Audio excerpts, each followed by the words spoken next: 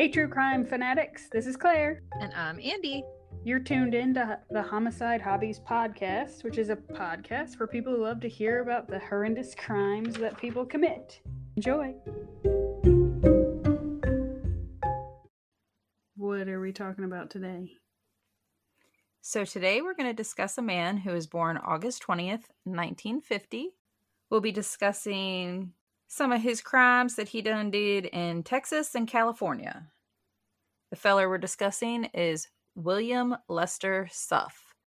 I'm just going to let you know now, it's going to be a little confusing in the beginning because his pa's name is William Robert Suff. He's not a junior. We're just going to call him William Sr. and William Jr. while we're talking about both the father and the son.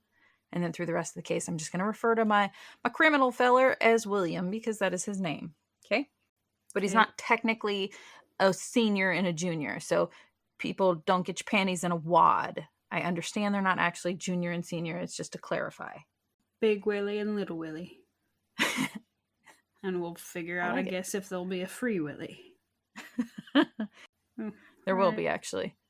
Anyway, so William's parents were William Robert Suff and Elizabeth Ann Suff. They married in 1949 in Norfolk, Virginia.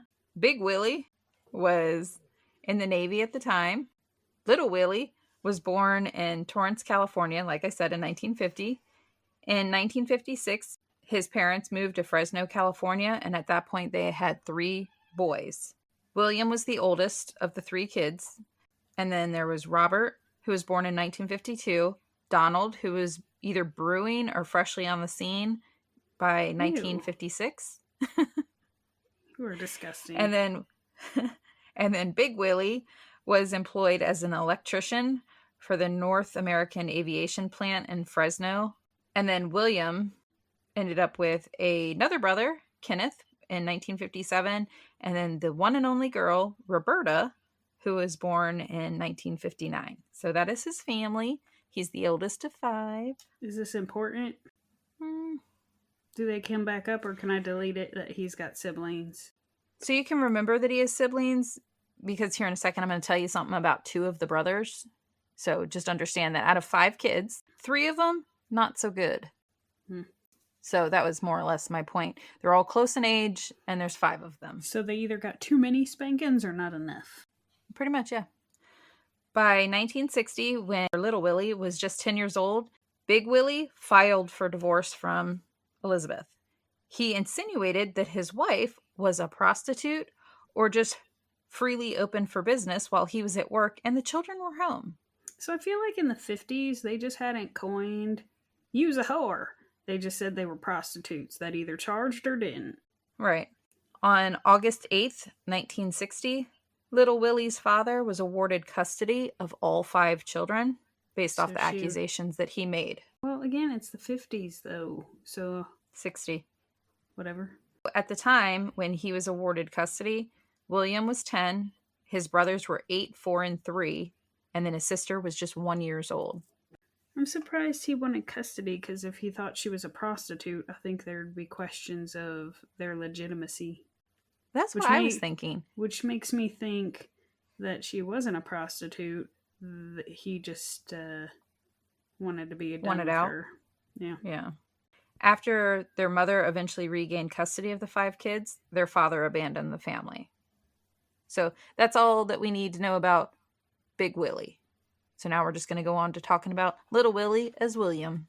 Like I mentioned before, as adults, it's reported that not only does William become a murderer, but one of his brothers struggles with drug addiction, and the other brother had pedophilia tendencies. 3 out of 5, not so great.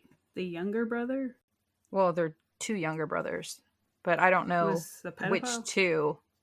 Yeah, I don't know which 2 ended up doing the touching. It was just interesting. In 1969, William was 19 years old when he decided to join the Air Force. He was stationed in Fort Worth, where he served as an aide in the pediatric ward of the base hospital. Well, let's hope he wasn't the pedophile. Shit. He volunteered to do the pediatric enemas. Yikes. While on leave from the Air Force, he married Terrell Rose. She was 16 years old when they got married. which again, it's just about to be the 70s. It's 69. I don't feel like it was that unheard of back in the day for a 19-year-old and a 16-year-old to get married. It's young, but not crazy. His leave from the Air Force turned into a discharge from the Air Force. The reason why still remains sealed. So maybe you're right. Maybe he volunteered to do enemas for them children, even though it wasn't recommended or needed. Little Johnny just broke his arm. What are you doing? But they didn't like to talk about those things. Of his 4 years that he signed up for, he only served 15 months. In 1973, William was a trained paramedic and an ambulance driver. His wife, Terrell Rose Suff, and their 1-year-old son, they had them a baby, was William Lester Suff Jr. So now we actually have a junior, but you can delete that out your brain hole. But they moved into an apartment, and Terrell became friends with their neighbor, Irene Taylor. The two worked together at a cafe right up the street from their apartment building. Terrell gave birth to their second child shortly after they had moved in. They had a baby girl named Dejanette. William and Terrell had a hostile household. William had an explosive temper. They had almost a 2-year-old son and a 2-month-old daughter, and William would regularly abuse both his wife and the 2 children. Terrell once received a brutal beating because William didn't like that she refused to dye, cut, and style her hair like one of his ex-girlfriends. That bitch. Right? It's not funny, but it's such an extreme ask. I would not do my hair like an ex-girlfriend of my husband's. Well, maybe it was a boy. Maybe. He just wanted to role play. He's like, I want to beat you when you look like my ex. I didn't get to smack her, so let's fulfill this. On another occasion, William beat Terrell for some trivial reason. And now, I'm not trying to poke fun at domestic violence. Not even the slightest. However, I am going to give you a little bit of an exaggerated dialogue. I'm going to give you a little bit of a play, okay? Are there going to be voices? So, there is. Terrell, I'm going to talk like this. And for William, I'm just going to be like, okay. Okay. I'm going to leave you if you raise a hand against me again, William. Wahaha! Woman, you couldn't leave me. You couldn't support yourself. Oh, yes, I could. I'd live out my dream and become a prostitute. I don't feel like she said that. Seems like an odd threat, right? I don't feel like anybody says I'm going to live out my dream as a prostitute. So I did take liberties with how the conversation went, but she did 100%, in fact, tell her abusive husband that she would willingly become a prostitute to support herself. That's different than saying my dreams. Okay, whatever. If that's your go-to to support yourself, you might as well say it's your dream. He said, you Maybe don't not do really. it that good. Trust me. She doesn't take requests well. She did tell him that she'd become a prostitute, and in return, he backhanded her across the face and sent her flying across the kitchen and continued the beating that started this fight. It's because she got mouthy. She sure did. She thought she stood up to him, only she didn't. Well, she did. He just whacked her back down. Yes, but if she didn't leave him after that, it's just an idle threat and she got her ass beat for absolutely no reason. She was just getting her marketing plans together.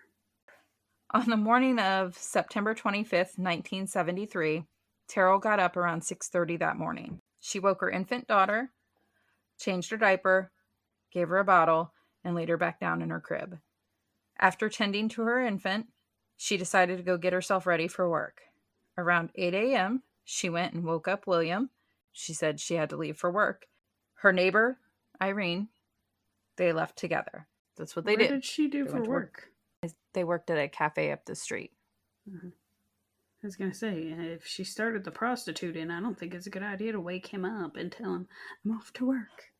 It seemed awfully early, too, to start prostituting. I think she started at 8 p.m., not 8 a.m. But I whatever. wouldn't know. 8 a.m. seems like an odd time to start the whoring. I don't know. Maybe she's trying to get the fellers on an early lunch. Maybe.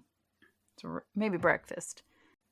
Anyway, William left his 21-month-old son, William Jr., and their 2-month-old daughter home alone while his wife was at work to go walk 2 blocks up the road to use a payphone. Then he'd go back to the apartment. Then he left again to go check the mail, but the mail hadn't come yet. So then he went back to the apartment. I feel like the kids were fussing, so he needed to get the hell out. Yeah. Because turns out beating them doesn't make them quieter. So he went and checked the mail twice. What he admits to is 3 different occasions that he left the house and left the kids alone. He was hoping he was going to get a letter that he won, what's that? Free shit? daycare? No. A Shoot, nanny? I'm having a brain fart. The thing that they always send, like, it's not the lottery. Oh, where they Publishers come knock on your Clearinghouse. door and you got you that big giant check. He was waiting for the Publishers Clearinghouse thing in the mail. Well, William claimed that when he returned from using the payphone, he found his daughter face down on the floor between the crib and the wall. William claimed that his baby girl was already dead. He then left the apartment and ran 2 blocks up the road to the payphone, not to call 911, but to call his wife. He told her that something happened to their baby and she needed to get home. She hadn't even been gone and at work for 4 hours yet, because this happened, she left at 8, and it was right before noon. Well, he was panicking. He didn't know what to do. All right? Why didn't she say, then call 911? I don't think he told her that the baby was dead, that just something happened, so she thought the baby was hurt or sick. She didn't know it what she would was... be a 911. Well, unless it's a sniffle. Right. So he told her since something happened, she needed to hurry up and get home. Irene had laid down to take a nap when she was jolted awake as her door was kicked in. She heard the screams of her friend shouting at her to call an ambulance. Terrell had run home from the cafe, and when she saw her tiny little girl dead, she busted in her neighbor Irene's door so that she could use her house phone. Paramedics arrived, and the little lifeless body was taken to the hospital. An autopsy was performed on the baby. Now, I know I didn't give triggers, but this is pretty hard to read. It was hard for me to read, and I'm sure it'll be hard to hear. But this little innocent life had endured an extreme amount of abuse in her short 2 months that she lived on this earth. The coroner reported that the infant had several pre-existing injuries. She had pre-existing cigarette burns through the sole of her left foot. What the fuck? A broken arm. Yeah. She had a broken arm, but it was still fairly new. It was in the process of healing. The human body, we have 24 ribs. Out of her 24 ribs, 13 were broken and in various stages of healing. She also had a fractured shoulder, bruising on her face and arms, 2 months old. She also had a human bite on her stomach. Somebody bit her in the stomach? Yep. All right. Yeah. Her cause of death was a sharp blow to her abdomen with a blunt object. The blow to her tiny tummy caused her liver to rupture. Is that from being hit or something dropped on her? Most likely punched in the stomach. Who does that? I don't know, but that poor baby. The number of injuries reading it, when the list just kept going, I was like, oh my God. I don't understand. I don't either. 2 months old? I don't care if it's a colicky baby. How do you beat the hell out of how do you burn a hole in the bottom of anybody's foot, let alone an infant?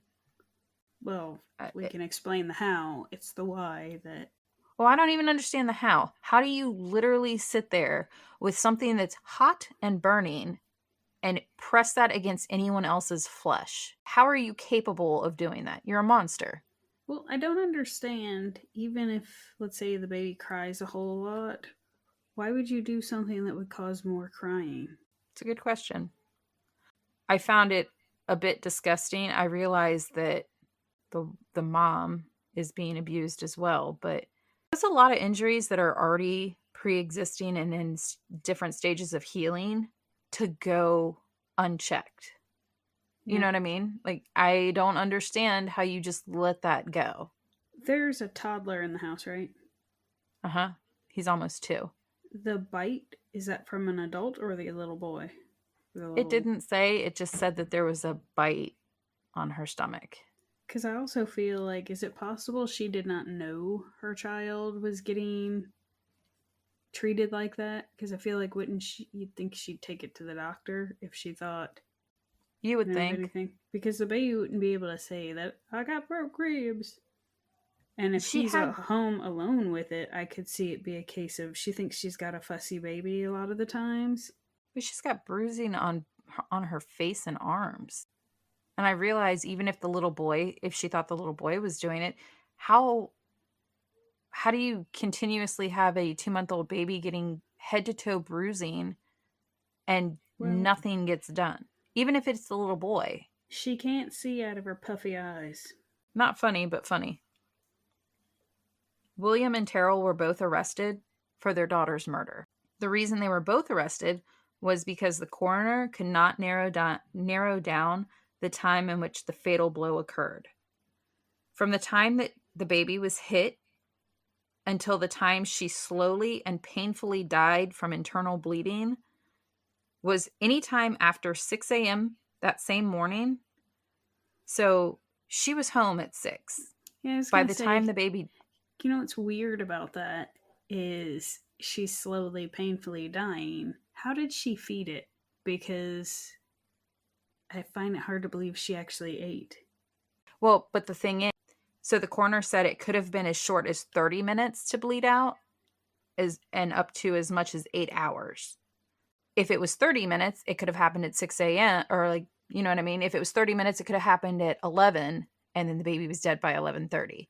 But if it was a slow internal bleed, then it could have happened several hours, and that would have put her in the apartment at the time of the fatal blow. So it's entirely possible that she did feed the baby, left for work, and then the abuse happened, and the baby died faster. So there's no way of knowing how long it took her to... Yeah, but the cigarette burns, how do you not see those? So... right? I'm not really feeling bad for her. I get she's in a shitty spot, but do something. Right? It's so frustrating. It made me sick to my stomach reading all of her injuries, and she did nothing. Irene, the neighbor, testified that a week before the infant was killed, she saw the baby with 2 black eyes and a swollen arm. Irene testified that she asked Terrell if she was afraid to leave the children alone with William. Why didn't the friend, who's the neighbor and drives her to work and apparently naps the rest of the day, why doesn't she ask to, hey, I can watch the baby? Like, since this fucker is an asshole and likes to beat on everybody smaller than him, I can do you a solid, and after I drive your ass to work, instead of napping and not doing anything, I can watch them. That way they don't die. Yeah, you would think. Irene worked with Terrell, and I'm guessing that maybe she worked the night shift the night before, or she had to work the night shift that day, so she ran her errands and then was napping to be able to function for her shift. I've never seen a 2-month-old baby with black eyes, let alone all the ones I'm seeing. Like, oh, whoa! I didn't know you had a raccoon or a burglar. She should have at least called the cops. Yeah, if you're not going to offer to babysit. What if it was her doing it? Like, you know how the crazy ladies that have done the whole, I'm getting abused, so I'm going to take out my frustration on the tinier ones? Apparently, when asked if she was afraid to leave her children alone with William, Terrell said, William would never hurt the kids intentionally, but only in a fit of a temper. That didn't answer the question, lady. Right? It's a yes or a no. He wouldn't hurt the kids unless he was mad. So then, yes, he would hurt the kids. Well, that wasn't the question. It was she afraid to leave them with him? Apparently, that's a no. Irene also testified that the morning of the murder, Terrell was pale-faced and appeared sick. She also testified that Terrell didn't invite her into the apartment to say hello, which she normally did. She did it. She said she normally, on the way to work, was very chatty, but that morning she didn't say one word. She just sat there. Are we sure it was deliberate and not like she was mixing something and dropped an entire can of that uh, the giant raviolis on her. So that wouldn't rupture a You don't baby's... know? How many babies have you tried to crush their liver on? None. Ew. Kind of I don't heathen do know. you think I am? I haven't done any studies therein to figure out what kind of pounds of pressure to rupture a baby's liver, nor have I tried to chunk a can of ravioli or drop it and break something. I've broken a tile. It's funny that you mentioned that, by the way, the pounds of pressure to do some crushing, because later I did do some research on pounds of pressure, not to rupture a liver. I should have looked that up. You'll feel like it's a teeny tiny liver and a bad hit. I mean, it's a 2-month-old. They're still fairly fragile. They're not supposed to be taking punches. Yeah. So that's the only reason I was curious if it's like a set somewhere and gravity was not the friend. I think it's more likely, like you said, and if she did hurt her own baby, it was probably in response to she felt trapped because the kid's existence made it to where she needed her husband and he was abusing her, so she abused the baby. And the baby with the broken ribs and all the injuries is crying because it hurts everywhere. It hurts to be picked up. And maybe in her tired, exhausted state of having to work and then get smacked herself, she's squeezing that baby way too tight. But like you said, I have very limited sympathy for her because it's not like it was a one and done injury. This baby has been regularly abused. I'd go more with your ravioli accidental death if it was the only injury the baby had, but the fact that she's been so abused for so long, no, it wasn't an accident. During their trial, it was also mentioned 21-month-old son, William Jr., was in intensive care at 3 months old due to a cradle that rocked. What? Yeah, I did the same thing. It doesn't go into a lot of detail, but supposedly when William Jr. was 3 months old, he was rocked so aggressively that he ended up in the intensive care unit at the hospital due to having injuries. I didn't find what the injuries were because he did survive and no charges were pressed. So that's not rocking a baby in a cradle. That's doing your best impression of hurricane and earthquake-like activity. That's not funny. That's not rocking. Like, it's I was not. just trying to get him to sleep, and then we did. Hey, you know when we used to play on the hammock and strap each other to it, and then flip it all the way over? Yes, that's what I thought of like, or remember the wooden cradle that we used to have and we put our dolls in it. Mm-hmm. Do you remember Yeah, he got side to side action. Yeah, I figured he got pinballed against the sides a few times, but he survived. If it was made from a hardwood. Yeah. So, but no charges were pressed, so there aren't a lot of details on like what his injuries were or anything like that. Just that he was in intensive care for a little while at 3 months old. Maybe they hooked it up to they were new parents and were morons. It's entirely possible. Now, William, remember that I mentioned he was a trained paramedic and that his specialty was in pediatrics? He claimed during his trial that in his expert opinion, their daughter, you know, the one with all these injuries, had no injuries at all. Did they check his vision? Maybe that's why he got kicked out of the military. He couldn't see. He was legally blind. He testified and said, "Sir, if you pick up a child right, there could be a lot of things wrong with it, but because you're holding it correctly, it would never cry." So he claims he was unaware of all these injuries because he knew how to handle a child and that their daughter never cried. Long story short, they go through all this bullshit. Both William and Terrell, because of the list of injuries, were both convicted of beating their 2-month-old daughter to death. They were each sentenced to 70 years in prison for the fatal beating. But it's what, the 70s, 60s, so they're going to get out after a year? Later, in 1976, Terrell's conviction would be overturned because there was not enough evidence to convict her. The only guilt that they could semi-prove was that Terrell acted off the morning her daughter died. But William's conviction would stay for the murder of his daughter. Now, like I said, he was sentenced to 70 years in a Texas prison. But like you just said, it's the 70s, and I don't know what the hell was going on.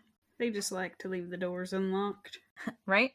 And out of those 70 years he was sentenced to, he only served 10 before being released in March 1984 on parole. And side note, Terrell filed for divorce in 1978. So now that Terrell and William were both free, they did not receive custody back of William Jr. He was completely removed from their custody. They were in jail. Right, but when they were both released, they never regained custody of their son. What? That's so not at a least he surprise. survived. They killed the other one. I was kind of surprised that she didn't get her son back. Maybe she didn't want it back because it would interfere with her dream job. Perhaps. Now that he's out of prison, I can tell you he goes on to commit some other crimes, some brutal crimes.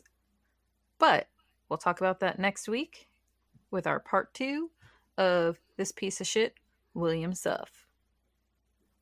And anybody in an abusive situation, find a way out. And if your friends are pieces of shit that won't drive you to the ER or won't watch your kids so your abusive husband doesn't beat them, maybe get new friends and a new husband.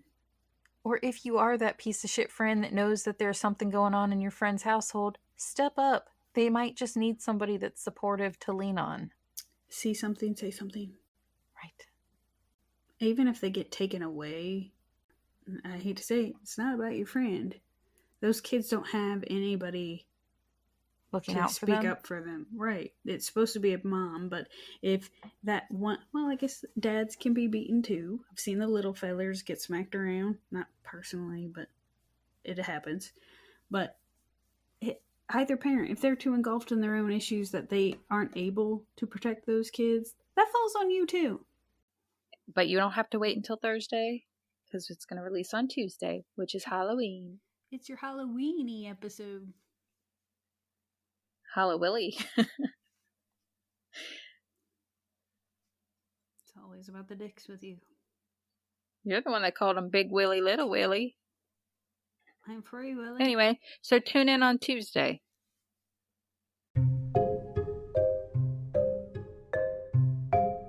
Thank you for listening to Homicide Hobbies. I'm Claire.